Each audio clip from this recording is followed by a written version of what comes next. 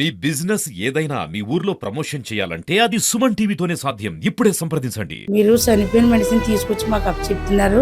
దేవుడి మీద భారం వేసి మీ దేవుడు ఎవరైతే వాళ్ళని ప్రార్థించి మీరు జాయిన్ చేయండి అని అన్నారు.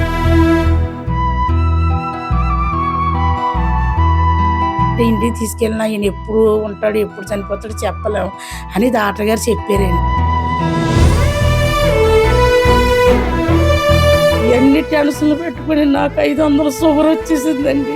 నాకు ఎటువంటి ఆధారం లేదు. ఇతను తీసుకుని ఎవరన్నా ఇల్లు కట్టుకున్నా ఇతను చచ్చిపోతే మా ఇల్లు మైలైపోతుంది మేమేమో అని అంటున్నారండి.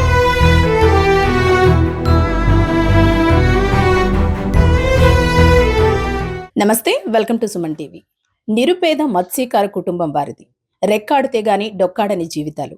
అనుకోని అనారోగ్య సమస్య ఆ ఇంటి పెద్దను మంచానికే పరిమితం చేసింది. దీంతో కుటుంబ భారం వీళ్లపై పడింది. అలాగే ఈ కుటుంబ పోషణ అనేది కూడా కష్టంగా మారిపోయిందంటూ కూడా కుటుంబ సభ్యులు ఆవేదన వ్యక్తం చేస్తున్నారు. మనతో పాటు ఉన్నారు. అమ్మ, ఏమైందమ్మా అసలు? అంటే ఆయన మీ భర్తే కదా? నా భర్తే అండి. ఏమైంది? ఎన్నాళ్ళ నుంచి సమస్య? అదేండి నుంచున్న పలం ఒక సంవత్సరంన్నర అవుతుందండి. నుంచున్న పలంగా పడిపోయాడండి. పడిపోతే హాస్పిటల్కి తీసుకెళ్ళామండి. 3 రోజులు ఉన్నారండి అక్కడ. 3 రోజులు అంటే మన మెడికల్లో లేరండి. లేకపోతే సేఫ్ హాస్పిటల్ నుంచి సూర్య గ్రూప్ హాస్పిటల్కి షిఫ్ట్ చేసామండి. అక్కడికి వెళ్ళాక నెల 15 రోజులకి కోమాలోకి వెళ్ళిపోయిన మనిషి నెల 15 రోజులకి వాళ్ళు తీసుకొచ్చారండి.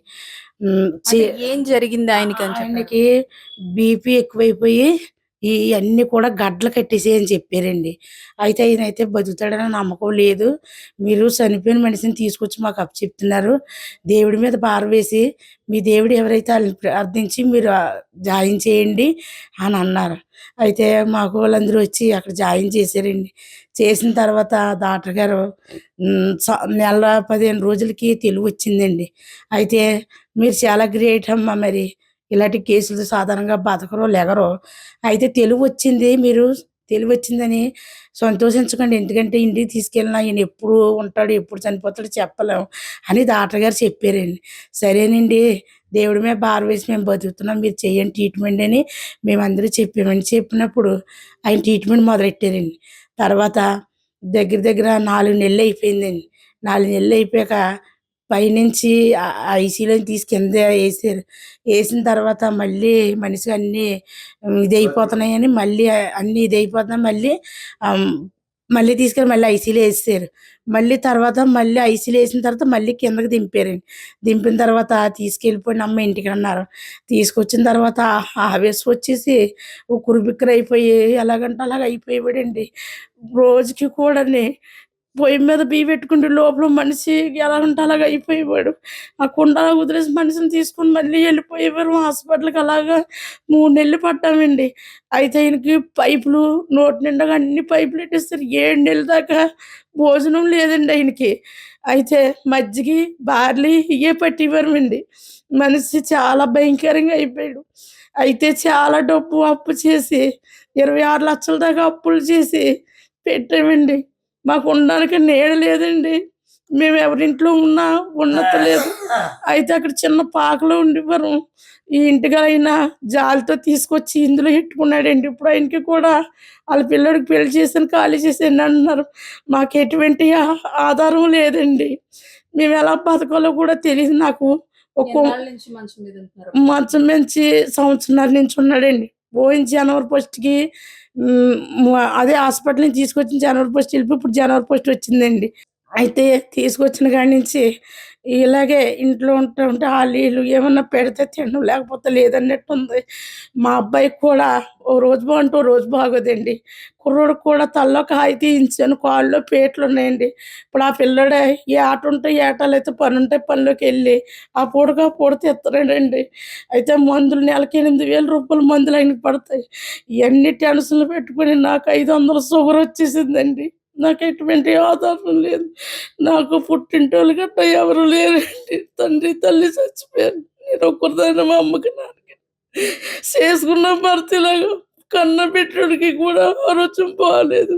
నా కూతురేనండి పెళ్లి చేయవలసిన పిల్లని ఇంట్లో పెట్టుకుని పెళ్ళికి కూడా పెళ్లి చేయకుండా దగ్గర ఏమి లేక అధికారులందరికీ కూడా నా బాధ అంతా వినిపించుకుంటున్నాను. మరి నేను అధికారులకి, నేను సీఎం గారికి, మరి పవన్ కళ్యాణ్ గారికి నా గురించి మీరందరూ కూడా నా పట్ల గొప్ప న్యాయం చేస్తారని, నా పేదదానికి మీరు సహాయం చేస్తారని మీ అందరికీ కూడా నా హృదయపూర్వకంగా నా వందనాలు చెల్లించుకుంటున్నాను. ఎన్నాళ్ళ నుంచి ఈయన మంచం మీద ఉన్నారమ్మా? అంటే అన్ని పనులు మీరే చేయాల్సి వస్తుందా? ఆయనకి ఇప్పుడు అంటే కాళ్ళు చేతులు అంటే కూర్చుంటున్నారు కానీ కాళ్ళు చేతులు కదుపుతున్నారా? ప్రతిదీ మేమే చేయాలండి. మేము ప్రతిదీ తినిపించడం మేమే, టాబ్లెట్లు వేసుకోలేడండి. ఇలాగేసుకుంటే ఇలా పడిపోతాయి. తినిపించడం, పట్టడం, ఏదన్నా తాగినప్పుడు కురుపుకురు అయిపోతాడు. అయితే మీరు బతికినంత కాలం ఇతన్ని చూసుకోండి అన్నారు. 4000 పింఛన్ ఇస్తున్నారు. పింఛన్ కూడా రాయించనన్నారండి. మరి ఇవన్నీ ఎలా జరుగుతాయో మాకు తెలీదు. అయితే ఇప్పుడు పెంచిదానికి ఉండడానికి నీడ కూడా లేదు. ఇతను తీసుకుని ఎవరన్నా ఇల్లు అద్దెకున్నా, ఇతను చచ్చిపోతే మా ఇల్లు మైలైపోతుంది, మేమేమో అంటున్నారండి.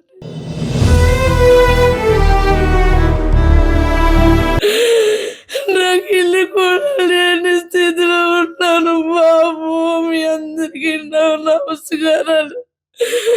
గుండెల్లో బాధతో, దుఃఖంతో నేను బతుకుతున్నాను బాబు. మీ అందరికీ వందనాలు చెల్లించుకుంటున్నాను. మీ దూరాలు తెలిసి మీరందరూ బాగుండి మీరు ఏ సహాయం చేద్దాం అనుకుంటున్నారు, ఆ సహాయం నాకు పంపించండి బాబు. మీ అందరికీ శిరసు వంచి నమస్కారం పెడుతున్నాను బాబు.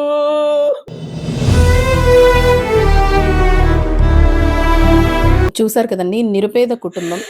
వీళ్ళకి ఏ రోజుది ఆ రోజు తెచ్చుకుంటేనే కడుపు నింపే పరిస్థితి అయితే ఉంది. ఆయన మంచానికి పరిమితమయ్యారు. కాళ్ళు చేతులు కూడా చచ్చిపడిపోవడంతో ఎటువంటి పని చేయలేకపోతున్నారు.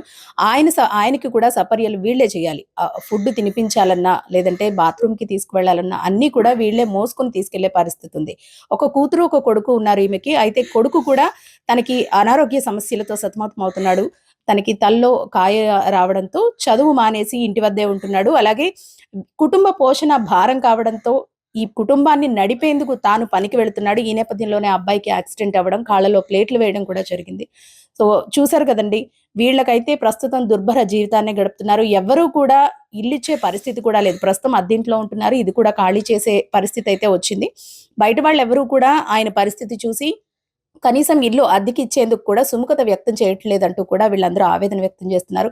ఎవరైనా మనసున్న దాతలు సహకరించి వీళ్ళకు తోచిన సాయం చేస్తారని మనస్ఫూర్తిగా కోరుకుంటున్నాం. వీళ్ళకి సంబంధించిన ఫోన్పే, బ్యాంక్ డీటెయిల్స్ అయితే నేను కింద స్క్రోల్ చేస్తానండి. ఎవరైనా హెల్ప్ చేయాలి అనుకుంటే గనక డైరెక్ట్గా నేరుగా వీళ్ళ నెంబర్కి కాంటాక్ట్ చేసి మీకు తోచినంత సాయం, ఎందుకంటే ఎంతో మంది వీడియో చూస్తూ ఉంటారు. చూసిన వాళ్ళు తొందరగా రికవర్ అవ్వాలనో, లేదంటే ఏదో విధంగా ఒక మెసేజ్ పెడతారు. కానీ మెసేజ్ పెట్టే ప్రతి వ్యక్తి కనీసం 10 రూపాయలు సాయం చేసినా సరే వీళ్ళ జీవితానికి ఒక అండ చూపించిన వాళ్ళం అవుతాము.